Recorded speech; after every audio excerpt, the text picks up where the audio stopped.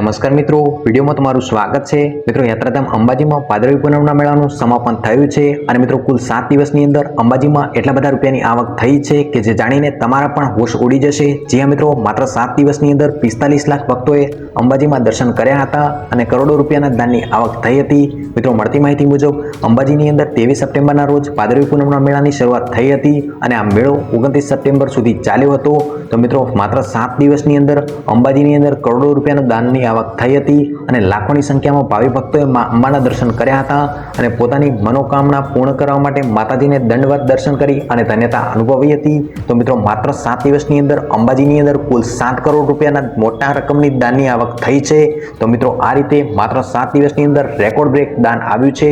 તો મિત્રો, આ દાન અંગે તમારું શું કહેવું છે તે કોમેન્ટ કરીને જરૂરથી જણાવજો અને કોમેન્ટની અંદર જય અંબે જરૂરથી લખજો। વિડીયો પસંદ આવે તો વિડીયોને લાઇક કરજો, શેર કરજો અને ચેનલને સબસ્ક્રાઇબ કરજો। ધન્યવાદ।